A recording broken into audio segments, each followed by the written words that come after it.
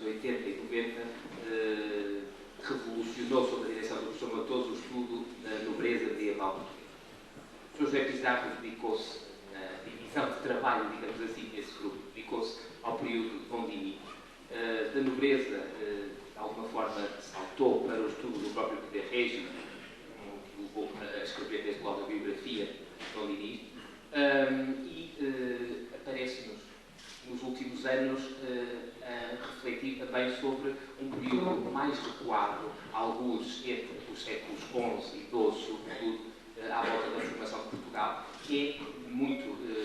neste segmento que aparece hoje aqui falarmos entre o condado e o reino sobre o poder aristocrático entre os séculos XI e XII.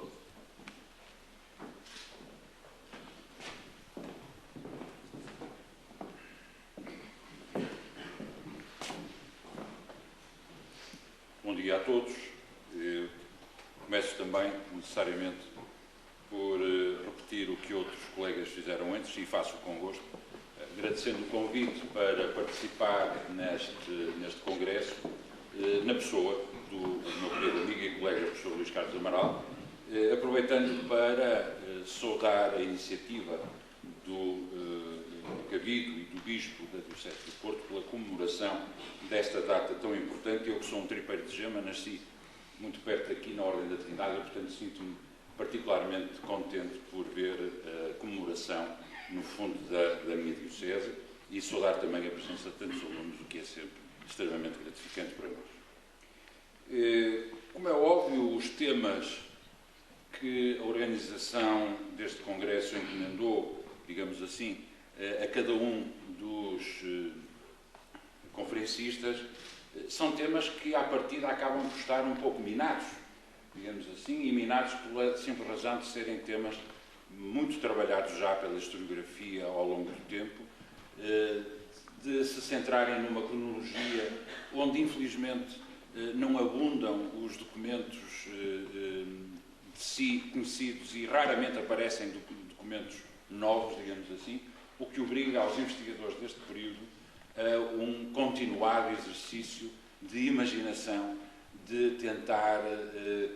inventar, às vezes, quase questões novas para pôr a documentos que são muito conhecidos, muito antigos. E eu gostaria de também aproveitar para... Eu espero que tenham ouvido o que eu disse até agora. Mas agora é que eu percebi que isto não estava a funcionar. Normalmente as pessoas ouvem, não há problema. Mas eu que aproveito também para citar aqui um professor que, não tendo sido meu mestre direto, mas que influenciou muito a minha passagem na faculdade como aluno, que foi também o professor Carlos Alberto Freire de Almeida, muito diferente de mim, uma pessoa muito diferente de mim, mas com quem tive sempre uma enorme proximidade afetiva, digamos assim, uma estima pessoal muito grande, e que me ensinou tinha uma frase que eu acho que se pode aplicar aqui, que fará compreender um pouco a forma como vou desenvolver este texto. Os documentos não secam, não se esgotam. O que se esgota é a nossa capacidade de pensar perguntas novas para lhes colocar. É isso o tema desta conferência. Uma simples pesquisa. Estou proibido de ir muito além de 1143, não podendo, por isso, responder a algumas questões que a minha querida amiga Maria João colocou há pouco sobre o Martim Rodrigues, os poiares. A culpa não é minha. Uma simples pesquisa pelos textos das diferentes inquirições gerais efetuadas pelos monarcas portugueses ao longo do século XIII e da primeira metade do século XIV, sobretudo a norte do Risboga, é mais do que suficiente para documentar dezenas de referências às relações próximas que pautaram a convivência entre as instituições eclesiásticas, particularmente as monásticas, e a aristocracia. Vejamos alguns casos que ilustram esta afirmação apenas a partir da prática do direito de padroado nas igrejas de freguesias espalhadas pelo território da Diocese portuense, resultado de doações mais ou menos legítimas, tal como são muito numerosos os casos de copadroado entre mosteiros e membros da aristocracia. A Ordem do Hospital detinha o padroado da Igreja de Amarante por doação do conde Dom Mendo o Sousão. O abade do mosteiro de Pombeiro, no concelho de Felgueiras, era escolhido pelo capítulo e pelos netos de Dom Gonçalo de Sousa. A Igreja da Veleda, no concelho de Lousada, era de herdadores e fora fundada por herdadores. Mas um abade encomendou-se à proteção de Dom Egas Muniz e, desde então, os seus descendentes abadavam com os herdadores. A Igreja de Lagares, em Penafiel, era de herdadores, mas alguns deles cometeram um homicídio e a sua parte foi tomada pelo rico homem de Penafiel de então, Dom Mãe Muniz de Ribador, irmão do Aio, que depois deixou essa parte ao mosteiro de Paço de Sousa. A Igreja de Novelas era dos filhos e netos de Dom Pedro Paz da Maia, o Alferes, no concelho de Penafiel. A Igreja de Fornos, no Castelo de Paiva, era de Cavaleiros e da Ordem do Hospital. Já que estou aqui, permitam que deixe o registro da Igreja de Meinedo, que tinha sido do rei, mas por doação de Dom Afonso Henriques, era agora, 1258, dos bispos do Porto. Muitos dos exemplos recolhidos nas Inquisições de 1258 são bastante claros quanto ao período em que ocorreram as doações, algumas delas à época já com mais de 100 anos. Tal como retiveram memória do nome dos indivíduos ou das famílias que lhes estavam associados. Sousa, Ribadouro, Baião, Maia, etc. Ou seja, aquelas a quem os nobiliários dos séculos XIII e XIV destacavam como as mais antigas e prestigiadas famílias da nobreza portuguesa. O livro velho de linhagens, redigido por um monge do mosteiro de Santo Tirso pelo final da centúria de 200, é muito claro ao afirmar que 5 dessas famílias tinham sido responsáveis pela autonomia de Portugal. Enquanto o livro Linhagens do Diano, redigido cerca de meio século depois no meio capitular bracarense, destacava a íntima ligação entre alguns dos patriarcas das linhagens mais prestigiadas da aristocracia nortenha e a fundação de mosteiros. E cito: porque dele o tempo del rei Dom Afonso, o que ganhou Toledo a cá, foram feitos os mais dos mosteiros e das igrejas e dos coutos e das honras. Cá em tempo deste rei que reinou longamente, foram muitos ricos homens e infanções que ora poremos por padroeiros, onde descendem os filhos de Alba. Em tempo deste rei foi Dom Egas Gomes de Sousa e Dom Soeiro Guedares, o da Várzea, do mosteiro da Várzea, e Dom Egas Pais de Boro, e Dom Pai Guterres de Tibães, e Dom Vasco Nunes de Brabães, Dom Godinho Viegas de Vilar de Frades, Nuno Soares de Grijó, Egas Soares, o que fez com Cojães. Situados assim, entre os meados do século XIII e o século XIV, e conscientes de que as Inquisições e os nobiliários, seus contemporâneos, registaram a memória de uma série considerável de gerações passadas e o conhecimento de práticas e usos ancestrais com 100, 150 ou mesmo 200 anos, valerá a pena recuar até ao século XI e tentar compreender as circunstâncias em que encetaram esses relacionamentos, começando por traçar um quadro geral sobre a evolução da aristocracia até esse momento. Desde as décadas de 1950 e 1960 que os contributos de alguns autores, em especial Armando Almeida Fernandes e José Matoso, revelaram a importância do estudo do grupo aristocrático, não apenas sob o ponto de vista social, restrito aos aspectos da sua composição e estruturação interna, mas também da história política. Particularmente interessados pelas cronologias mais recuadas, isto é, as que compreendem o período condal e o da fundação do reino, e colocando-me eu, desde já, à margem de polémicas que os opuseram, e a mais das vezes alimentadas por terceiros, a verdade é que os seus trabalhos proporcionaram a base essencial para os estudos que desde então, sobretudo a partir dos anos finais da década de 1980, outros investigadores levaram também a cabo sobre aquela temática. Como seu discípulo, não posso deixar de valorizar o impacto que os artigos, respectivas coletâneas, os ensaios e as sínteses de José Matoso tiveram na historiografia portuguesa dos últimos 50 anos, contribuindo de forma inquestionável para a renovação de perspectivas, reformulando ou rebatendo velhas interpretações, revelando novas pistas de trabalho, abrindo-se ao contributo de metodologias ou conceptualizações de ciências afins, como a antropologia, a sociologia ou a economia, mas também editando fontes, apoiando projetos de investigadores mais jovens que acabaram por explorar as pequenas, enormes clareiras que aquele ilustre historiador foi abrindo numa floresta cerrada e vasta de lacunas documentais, metodológicas e epistemológicas, como a que ele encontrou no início da sua brilhante carreira. Pense, apenas a título de exemplo, na influência que a identificação de um país exerceu e exerce sobre toda a historiografia portuguesa, ou o potencial revelado pela edição crítica dos 3 nobiliários medievais. Procurarei, então, traçar o quadro geral sobre a implantação da aristocracia até o século XI,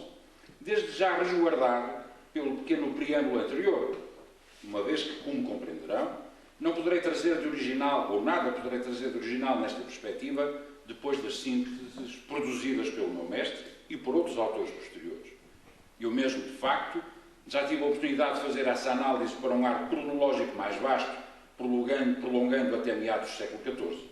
O mesmo se diga, de resto, quanto ao papel desempenhado por essa mesma aristocracia nos sucessos que conduziram à autonomização de Portugal enquanto reino independente, a partir de 1143. Enfim, resta a esperança de que estas linhas, suportadas pelas reflexões conjuntas de outros autores e colegas, sejam iluminadas por uma pequena centelha de originalidade, ou, quando muito, sirvam de alguma utilidade pela sistematização de alguns dados dispersos. Creio que não será muito temerário afirmar que o Noroeste Peninsular nunca chegou a incorporar-se no projeto muçulmano para a Península Ibérica, já fosse o Emirato Independente ou o Califato de Córdoba. Mas, à margem da existência de caudilos locais que lideravam uma aristocracia galega de contornos difíceis de definir, com presumíveis raízes hispano-romanas ou suevo-visigóticas, sobreviventes às razias e ocupação militar muçulmanas, bem afastados do alcance das guarnições militares, uns e outros, talvez, tolerados pelas autoridades do além da luz, mas cujos testemunhos são também muito difíceis de interpretar. A verdade é que só desde o reinado de Afonso II das Astúrias, 791-842, é que o território da velha Galécia se pode considerar integrado na monarquia asturiana. De resto, é durante este reinado que ocorre o célebre achado do túmulo de Santiago, do apóstolo de Santiago, e que ganha corpo uma ideologia neogoticista. Depois, e como é bem sabido, a segunda metade do século IX vai assistir à recuperação dos territórios da Galécia Bracarense, através de uma série de ações militares conduzidas por condes asturianos, as célebres presúrias, dirigidas primeiro para o domínio do Vale Inferior do Rio Minho, ainda no tempo de Urdónio I, que reina entre 850 e 866, e depois, já no reinado de Afonso III, o célebre Afonso Magno, entre 866 e 910, avançando em direção ao Val do Douro, com a ocupação do Porto em 868 e mesmo mais para sul, em 878, com a conquista de Coimbra, prolongando a fronteira sudoeste do reino asturiano até ao Vale Inferior do Mondego. Aos principais responsáveis por estas ações militares, os condes Afonso de Totes, Vímara Pérez, Hermenegildo Guterres ou Era Fernandes, entre outros, a quem também os monarcas incumbiram a reorganização e o governo dos novos territórios conquistados, se associa a origem das famílias da nobreza condal, ou seja, aquela que se impôs no âmbito aristocrático da Galiza dos séculos IX e X, chegando mesmo a exercer uma influência decisiva no governo do reino astur-leonês. As suas características principais são bem conhecidas graças aos trabalhos de vários autores antes citados. Detentores, como se viu, de um poder político alargado como condes de Lugo, de Tui, do Porto ou de Coimbra, construíram um património fundiário impressionante, distribuído entre a Corunha e as margens do Mondego. Património que uma intensa prática de endogamia matrimonial impediu a dispersão, tendo em conta a transmissão patrimonial por via masculina ou feminina, que também caracterizava essa aristocracia. Volumoso património, por outro lado, que em parte foi canalizado para a prática continuada de proteção e dotação de diversas instituições eclesiásticas, destacando-se a fundação de vários mosteiros, como Ferreira de Palheiras, Sala Nova, Azevedo, Guimarães ou Lourvão. Eu, desde já, gostaria de referir que as minhas fronteiras de abordagem não coincidem, digamos, com a diocese portuense, e durante muito tempo estou a pensar em termos de reino de Leão. E é assim que eu tenho que equacionar as questões de abordagem do problema. Até 1143, 1128 os mais fanáticos, 1179 os mais estressados, é reino de Leão. E não vale a pena tentarmos escamotear aquilo que é a realidade nua e crua da histórica, digamos assim. E por isso falo de mosteiros hoje na Galiza, como é óbvio, de outros que hoje se encontram no território português. Grupo muito poderoso do ponto de vista político e militar e também patrimonial, é natural que os condes e os seus familiares mais chegados se rodeassem de séquitos numerosos, de onde acabaram por sair alguns dos fundadores de outras tantas famílias de uma nobreza secundária, mas que viria a ter um papel decisivo para a transformação do grupo aristocrático ao longo do século XI. Sucesso que, como em tantas outras ocasiões da vida, decorre da profunda crise que se abateu sobre aquela mesma aristocracia condal. Muito brevemente, e como é bem sabido, a monarquia asturo-leonesa viveu sérios problemas internos a partir da década de 970, ainda mais acentuados com a crescente pressão externa devido aos constantes ataques das forças cordovesas, sobretudo desde que o poder no Al-Andalus fora assumido por Al-Mansur, Arqib do Califa e Shamsur. As perdas territoriais que resultaram desses ataques, muito vigorosos e devastadores, em particular sobre o flanco ocidental do reino cristão, levaram ao recuo da fronteira até ao Val do Douro, com a perda de todos os territórios até ao Mondego. Entretanto, o desaparecimento da família condal conimbricense, por vezes mais vítima de um dúbio jogo de alianças com o inimigo muçulmano do que pelas campanhas militares, enfim, outra questão, por um lado, e a perda de todo o património a sul do Douro, por outro, minaram a riqueza e o poder do grupo condal. Advirta-se, porém, que as sucessivas gerações que percorreram a segunda metade de 800 e o século X foram cada vez mais centrando os seus interesses patrimoniais na Galécia bracarense, isto é, entre o Minho e o Douro, ou até nas áreas mais elevadas do Alto Volga ou Tábora, independentemente de terem continuado a fazer uma ou outra doação a cenóbios situados a norte do Rio Minho, como Sela Nova, apenas para dar um exemplo. Finalmente, os anos terminais da dinastia asturo-leonesa e a chegada ao poder da nova dinastia navarra, a partir de 1037, ditaram em grande medida o destino da aristocracia condal influente a sul do Minho, agora confinada ao condado de Portugal. A influência e a participação dos condes nas intrigas palacianas da segunda metade do século X, a situação de prática autonomia dos condados de Portugal e de Castela nesse período, bem como o repúdio declarado à entronização do novo rei de Leão, com particular gravidade na Galiza. Ainda há pouco o professor Carlos Ayala chamou a atenção para a enorme perturbação política na chegada de Fernando I ao trono, levou Fernando I a procurar o apoio das famílias situadas no nível abaixo dos condes, famílias que, desde as incursões de Al-Mansur e aproveitando a decadência da autoridade leonesa, tinham vindo a afirmar-se junto da fronteira turiense ou a reforçar a autoridade em outros espaços, mais a norte, que os próprios condes lhes teriam entregue anteriormente. Seja como for, a verdade é que o poder régio delegado nos condes foi diminuindo de tal forma que, por ocasião da conquista de Coimbra em 1064, é almoçada obsesionando que o rei confia o governo daquela cidade e mesmo a autoridade em todo o território a sul do Douro, tal como já antes de delegar o governo do próprio condado num triunvirato constituído por membros daquelas mesmas famílias secundárias. Depois, em 1071, no rescaldo da derrota e da morte do conde Nuno Mendes na Batalha de Pedroso, às mãos do exército da Galiza e que contaria com o provável apoio de algumas daquelas famílias, a nobreza condal desaparecia, encerrando-se dessa forma o ciclo da aristocracia galego-portuguesa. Desde o final do século X, em poucos casos bem documentados, e de uma forma clara ao longo da centúria seguinte, vão despontando algumas famílias que têm sido aqui referidas de forma ainda vaga, como se de uma sombra se tratasse, mas que passam a estar sob o foco das atenções, ou melhor dito, passam a desempenhar um papel cada vez mais notório no cenário do território e da sociedade portugalenses. Creio, de acordo com outros autores, que se pode já falar de uma aristocracia portucalense ou mesmo portuguesa, pois que aquele grupo de famílias, na sua estruturação e características, acaba por refletir também a divisão que a Galiza vinha a sofrer desde há algum tempo de forma cada vez mais notória e que a criação do Condado Portucalense em 1096 viria a formalizar. Referi já que o declínio da autoridade régia asturo-leonesa, por um lado, a que se deverá somar um poder condal debilitado por largas perdas territoriais e sofrendo as tensões provocadas por minoridades dos titulares ou por descontinuidade de transmissão, por outro, criaram as condições ideais para o florescimento e fortuna de alguns indivíduos e grupos familiares, particularmente junto da fronteira, de novo bem próxima, graças às incursões do Al-Mansur junto ao Val do Douro, através de ações de pilhagem ou usurpação, no primeiro caso contra os muçulmanos, presume-se, e no segundo pela apropriação de direitos públicos e o seu exercício a título privado em zonas onde vão gradualmente concentrar os seus patrimónios. Desde logo, esta concentração patrimonial permite diferenciar a nova aristocracia da anterior, cujo património, como se viu, cobria áreas significativas, mas dispersas por uma vasta região.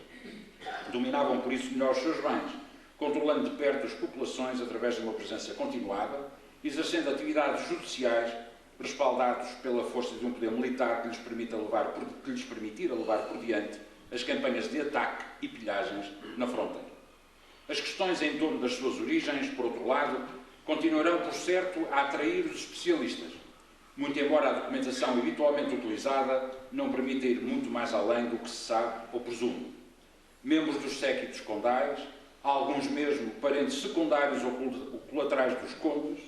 colonos ou servos, até trazidos com as campanhas de presúria, refugiados vindos do sul durante esta ou aquela campanha e outros chegados do norte, talvez alguns aventureiros, mas seguramente todos determinados em alcançar património, riqueza e poder. De todos estes casos se poderão talvez encontrar exemplos, mas não posso deixar de sublinhar o peso que seguramente tiveram os dois primeiros, isto é, os membros dos séquitos ou os parentes dos condes, pela simples razão de que aqueles terão muitas vezes recebido a delegação da autoridade condal em zonas mais reduzidas, não sendo difícil a sua apropriação nas circunstâncias agora enunciadas, e estes, os parentes, por associarem a essa delegação o prestígio que o sangue condal, muito ou pouco, não importa, seguramente lhes dava a nível local. Creio que o exemplo dos senhores de Lanhoso, cuja ascendência direta e na baronia até Guimarães Pérez, não creio que se possa contestar, através da descendência de um irmão do conde Mendeluz, ignorado até há pouco pelo desconhecimento documental, entretanto foi feita essa ligação, Mendeluz, que em 2017 dirigiu uma operação para recuperar Montemor Velho, e o cotejo de centenas de diplomas, entretanto publicados, poderá animar algumas investigações sob novas perspectivas. Desde já poderei avançar que há bem mais famílias ligadas pelo parentesco à nobreza de Condal do que se poderia presumir até há relativamente poucos anos. Ou pense também, por exemplo, na corte estabelecida na região de Lafões pelo infante Bernardo Ordonhos, irmão de Afonso III, como o Dr. Manuel Luís Real demonstrou recentemente de forma brilhante, núcleo muito capaz de gerar novos segmentos das famílias condais que a integraram.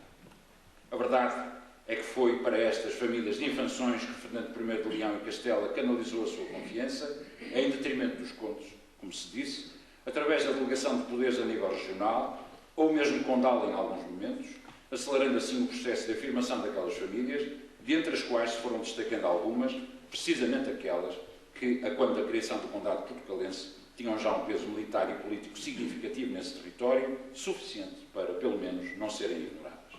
Já voltarei a esta questão. Naturalmente que o tempo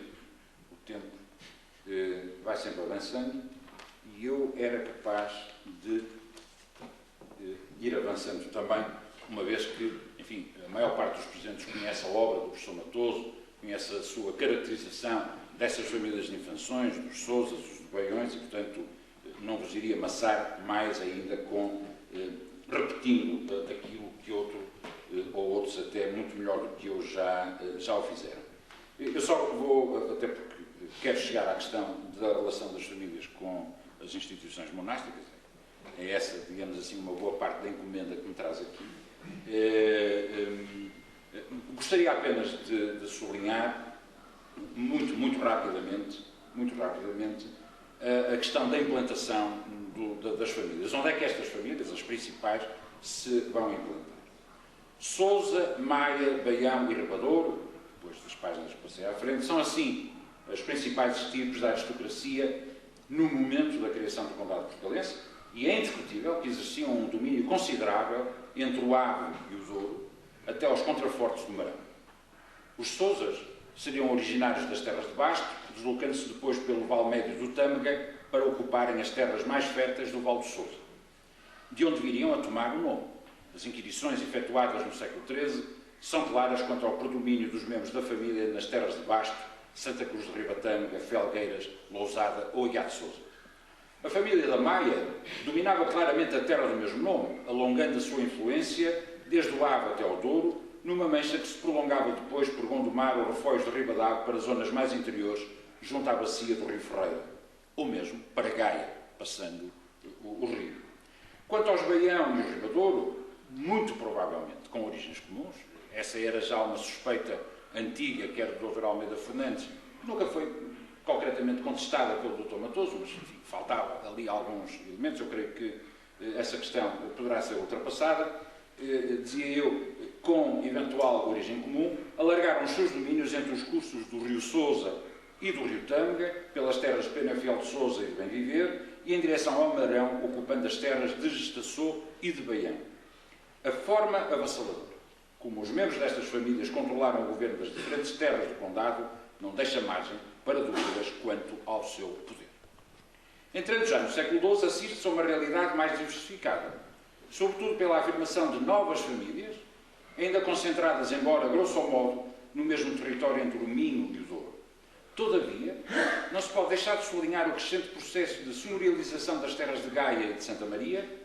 mas, sobretudo, ao longo da margem esquerda do Douro, dinâmica que se vai acentuar com a chegada de Dom Afonso Henriques ao poder e a sua enorme generosidade para com os senhores de Ribadouro, os quais vão alargar os seus domínios a partir de núcleos prédios situados desde o vale inferior do Rio Paiva em direção ao Lamego e Tarouca, ou mesmo mais para sul, em direção aos vales superiores do Voga ou do Távora, continuando embora, ali, a cruzar interesses com os de Baião pelas terras de Sinfãs, Rezende ou São Martinho de Mouros e mesmo até Armamário.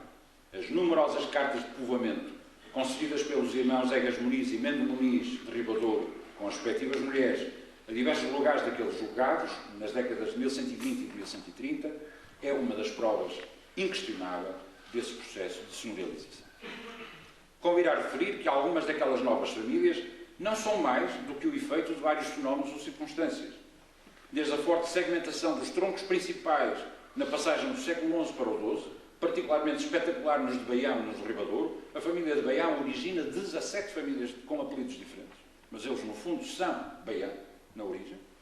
A implantação de famílias de origem galega, como os Sobrosa, os Togres ou os de Barbosa, muito embora a honra deste nome seja uma honra dos senhores de Ribadouro,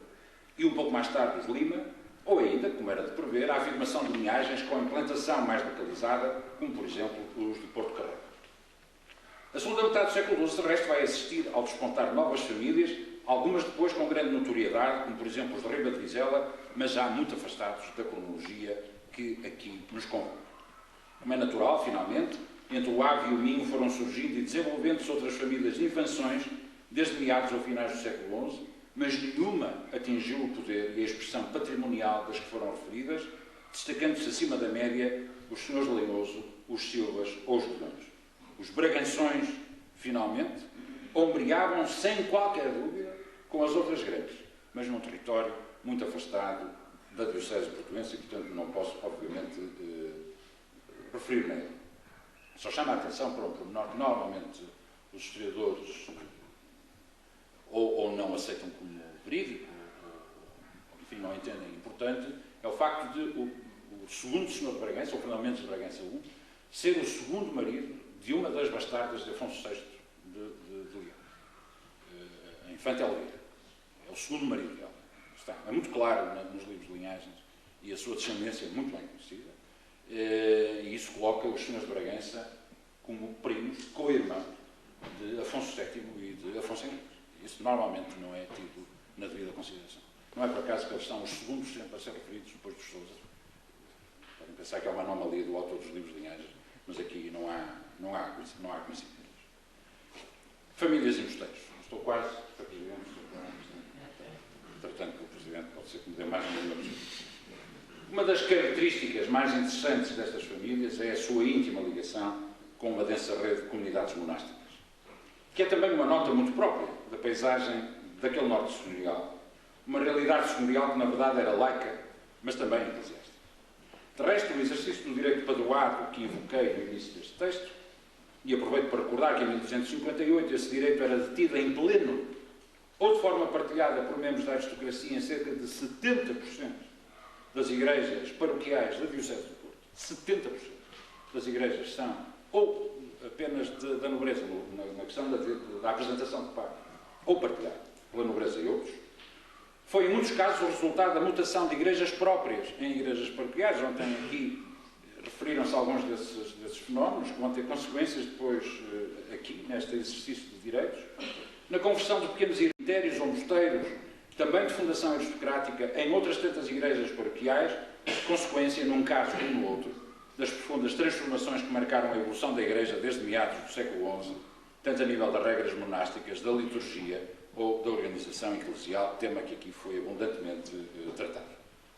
Também o exercício de vários direitos usufruídos por centenas de nobres entre os séculos XI e XIV, junto de dezenas de mosteiros ou igrejas, as chamadas naturas ou contorias, eram o resultado dessa relação tão umbilical entre comunidades monásticas e as famílias que as fundaram ou protegeram, mas que também acabariam por ditar mais tarde a extinção de muitas delas por estulação dos seus patrimónios. Mas agora, neste século XI e nesta cristandade vibrante de transformações, o tempo é de clara expansão. E um dos esteios principais da afirmação local destas famílias de infâncias passou precisamente pela fundação ou patrocínio de novas ou readaptadas comunidades monásticas, às quais fizeram generosas dotações patrimoniais ou para quem conseguiram significativos privilégios e doações condais ou régias. A ligação dos Sousas ao Mosteiro de Arnoia e depois ao de Pombeiro de Riba de Vizela é bem conhecida, tal como a dos senhores da Maia às comunidades de Santo Cristo de Ribadavia ou de Moreira da Maia. Os de Baião estavam ligados à comunidade pendurada, mas a sua forte segmentação, como referi há pouco, acabou por vinculá-los a numerosos cenóbios dispersos por todo o território nortenho. O mesmo se diga dos de Ribadouro, associados a Passo de Sousa e a Pendurada, ou a Cacre e Aroca, e depois diretamente ligados à fundação de Tuias, Tarouquela ou Salzedas. Finalmente, não se pode esquecer que as alianças matrimoniais permitiram que as gerações posteriores cruzassem o seu sangue com as famílias fundadoras ou protetoras de outras comunidades monásticas, menos conhecidas, e por isso os filhos e netos dos velhos Sousões, do Aio ou do Alfés, tanto se encontravam a proteger os mosteiros de Caramos, Mancelos, Travanca, Sete, Vilela, Rio Tinto, Grijó ou Pedroso, como meras igrejas paroquiais. Recordo um documento curiosíssimo de 1328, creio eu, sobre a igreja de Vilar de Portos, hoje Vilar de Paraíso, aqui no Vilar de Pinheiro, aqui no concelho de Vila do Conde, com uma lista de patronos, onde à cabeça aparecem as principais famílias da alta nobreza do Reino de Leão. Numa igreja que ele quase apostaria à cabeça, em que eles não tinham a mínima ideia onde é que estava situada, mas onde eles eram patronos por cruzamentos anteriores familiares. De resto, não se poderia presumir o contrário, tendo em conta que um considerável número de nomes de padroeiros se repete em mosteiros diferentes, fruto precisamente dessa transmissão hereditária, ou seja, por via masculina e feminina, destes direitos de padroado e das condorias ao longo de gerações e gerações. E entro na reta final. Até agora, eu não disse conclusão, reta final. A conclusão será mesmo cirúrgica. Até agora procedi de uma forma o mais sintética possível, mais possível, à análise da evolução da aristocracia portucalense, primeiro no quadro da monarquia astro-leonesa, então claramente dominada pela nobreza condal, depois a nobreza de Infâncias. Onde também, como é óbvio, eu não podia dizê-lo, estará no texto, a íntima relação da nobreza destas famílias, precisamente com a reforma, por exemplo, episcopal, com a restauração das dioceses, a ligação íntima que há com todo este movimento de renovações de paróquias, de igreja, de dioceses, etc., que obviamente não posso aqui referir. Assim, apenas me falta destacar as principais linhas de força que caracterizaram a ação da aristocracia portuguesa, recentemente implantada e ávida de protagonismo político, instrumento e ao mesmo tempo beneficiário, tal como os novos parlados, das ambições políticas dos novos condes, no quadro mais vasto e profundamente complexo das monarquias hispânicas e da própria cristandade, como há pouco vimos,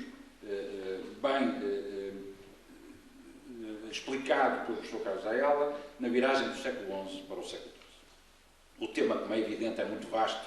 e muito mais vasto do que o espaço e o tempo que me restam, e até seria pretencioso da minha parte querer abordar questões que outros, muito mais habilitados, já tiveram a oportunidade de equacionar. Limito-me apenas a colocar uma questão, com duas premissas, e a avançar algumas reflexões finais em torno dela. E a pergunta é esta: qual é a estratégia da aristocracia portucalense? E em que projeto ou projetos políticos de facto investiu entre 1065 e 1128? E quais as consequências da sua aposta desde que, a partir de 1143, o condado portucalense se transformou no Reino de Portugal? É que, normalmente, o que eu vejo é assumir que a nobreza incorporou as estratégias e as ambições dos condes ou dos reis. Mas nunca ninguém se questionou se eles não tinham, de facto, uma agenda própria, uma estratégia própria de desenvolvimento. A aristocracia, até muito tarde, agirá sempre em função dos seus próprios interesses, seja aqui ou seja onde for, nós queiramos situar-nos no espaço da cristandade medieval europeia, ou mesmo da Irlanda. Creio que a pergunta inicial faz todo sentido, já que todos os historiadores dão por garantido o facto de o projeto da aristocracia ser coincidente com o dos condes portucalenses Dom Henrique e Dona Teresa I e depois Dom Afonso Henriques. Será assim tão linear? Como agora tenho que ser obrigatoriamente breve e sintético, e agora vou concluir, desculpem a forma telegráfica da sistematização do raciocínio através de uma simples cronologia. Entre 1037 e 1065, as principais famílias de Infanções gozaram do apoio de Fernando I de Leão e Castela, permitindo-lhes um domínio crescente sobre os territórios adquiridos, mais ou menos desde finais do século X, a partir de campanhas privadas de saque e pilhagem junto à fronteira do Oriente e pela apropriação e exercício de direitos públicos antes exclusivos da autoridade condal. Entre 1065 e 1096 destaca-se o apoio dado ao rei Garcia da Galiza, particularmente na ação que leva à extinção da família condal, por um lado, e na restauração das dioceses de Tui e de Braga, ou seja, no apoio à afirmação política daquele monarca, quase seguramente com contrapartidas de natureza senhorial e patrimonial. Dos poucos documentos que chegaram do seu curto reinado, de Garcia da Galiza, um número significativo de respeito a membros da família de Ribadouro e guardam-se no cartório de Pendurada, como o professor Eulino Portela muito bem sublinhou na sua excelente biografia sobre este monarca. A relação posterior com Afonso VI não parece ter sido prejudicada por esses factos e o período de governo da Galiza por Raimundo de Borgonha também terá sido pacífico, ainda quando mais distante. Desde a criação do condado portucalense e até à morte de Dom Henrique, em 1112, a relação entre os condes e a aristocracia nortenha foi excelente, criando-se uma verdadeira corte condal que emulava a régia, ou seja, com cargos curiais e tenências, sobretudo distribuídos pelas principais famílias de Infanções,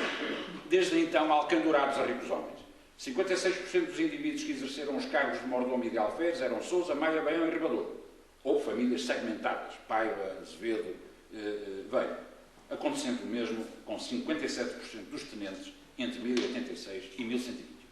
Mais de metade são destas famílias. Durante a vida de Dom Henrique e o governo de Dona Teresa, até à chegada dos Travas, as famílias principais da aristocracia portucalense apoiaram inquestionavelmente os projetos expansionistas e autonomistas dos condes, tal como foram dos principais apoiantes na difusão das reformas eclesiásticas junto às comunidades monásticas que tutelavam. Quando, desde 1117, Dona Teresa assume a titulação régia, também eu convencido que pressupunha a reivindicação do rei da Galiza, a aristocracia parece ter mantido a sua continuada demonstração de solidariedade para com a titular de condado, devendo assumir-se essa postura como um interesse declarado na restauração do reino galego sob a égide da filha de Afonso VI. A associação dos Travas a esse projeto significou o imediato afastamento dessas linhagens, em ritmos diferenciados, claro está. O afastamento foi em relação aos Travas e não ao projeto galego, que continuaram a apoiar com Dom Afonso Henriques, sem renegarem o apoio de importantes famílias galegas como os Sela Nova ou os Sobrosa, mas nunca os Travas. Apoio incondicional a Afonso Henriques, nas campanhas para Norte do Minho, e afastamento declarado numa progressão para a fronteira sul, permitindo o afastamento do infante para Coimbra, por volta de 1130-31, não participando nas campanhas de reconquista, sendo significativa a ausência nos nobiliários medievais de relatos heróicos protagonizados por membros destas famílias neste período. Mas, sobretudo, as doações régias de senhorios meridionais a seu valor não existem. Os únicos beneficiários são os mosteiros familiares através da concessão de cartas de couto e o caso excepcional do Ribadouro, mas sempre junto à margem esquerda da Bacia do Oriense. Finalmente, desde o início do reinado de Afonso II, pelo menos, a aristocracia começa a reagir contra as políticas de centralização régia, sendo incapaz, militar e materialmente, de impedir, de facto, um processo, na essência e na prática, sem retorno. Como todos podem calcular, e peço desculpa de ter excedido o tempo, não há grande variedade de conclusões, uma vez que o tema que me tocou abordar neste importante congresso girou em torno de questões há muito debatidas pela historiografia. Apenas poderemos, por isso, tentar avançar por terrenos menos seguros, com grandes manchas de escuridão, por vezes totais, na esperança de que um pequeno passo nos permita oferecer uma nova pista de trabalho. Hoje apenas tentei chamar a atenção para a importância das perspectivas de conjunto, tentando mais ver o aspecto da floresta do que as distintas espécies de árvores que o compõem. Dito por outras palavras, tentar perceber a estratégia de poder do conjunto da aristocracia nortenha e não tanto o papel que cada indivíduo ou mesmo família tiveram em determinado quadro conjuntural. Creio, assim, que a aposta da aristocracia se focou numa restauração do reino da Galiza sob a autoridade da filha ou do neto de Afonso VI, talvez fosse indiferente, desde que a hegemonia aristocrática pertencesse às famílias dentro do Minho sobre as da Galiza, em particular os Tragos, uma aristocracia que aspirava às titulações condais, tal como existiam na Galiza, nas Astúrias, em Leão e em Castela, que eles não tinham essas titulações e que, na verdade, nunca poderiam ter num reino que evoluiu a partir de um condado e sem o seu contributo, liderado por um conde-rei que o alargou com o apoio de fiéis homens de armas de ligeiríssima prosápia, nobres secundários, elementos pertencentes à oligarquia coimbrã e às milícias urbanas, em direção a territórios novos, de forte implantação concelhia e desde sempre protegidos por monarcas nada dispostos a ceder privilégios, patrimónios ou honrarias. Por isso, a geografia da expansão senhorial revelada pelas inquisições dos séculos XIII e XIV não deixa grandes dúvidas quanto aos espaços que verdadeiramente foram ocupados por essa aristocracia ausente da Reconquista e a forma como percorreu os séculos XIII e XIV. Partilhando entre Douro e Minho, o Val do Douro e a Beira, ali com as senhorias monásticas e os coutos episcopais, e aqui com uma rede cada vez mais densa de municípios, à mistura com os potentados territoriais das ordens militares, sofrendo, sem qualquer demonstração eficaz de oposição, a pressão continuada de monarcas apostados em afirmar o seu poder imposto a um território claramente definido desde meados do século XIII, incapaz de se libertar, antes de meados ou do final do século XIV, de um sistema de partilha hereditária onde o elevado celibato monástico feminino não era suficiente para travar a pulverização dos patrimónios familiares geração após geração. Apenas apostada em levar ao extremo o exercício de direitos senhoriais, exaurindo as comunidades monásticas através dos padroados e comodorias e usurpando direitos e propriedades reais. Não será por acaso, e termino, que a aristocracia portuguesa emulava a sua vizinha castelhana, poderosa, rica e capaz de enfrentar os monarcas, reféns dos poderes aristocrático, episcopal e urbano, como o comprovavam as minoridades régias de Fernando IV e Afonso XI, e ainda depois, já no século XI, a de João II ou o reinado caótico de Henrique IV. Também por tudo isso, os protestos e as lamentações do grupo nobiliático expressos nos prólogos dos nobiliários medievais atestam o insucesso daquele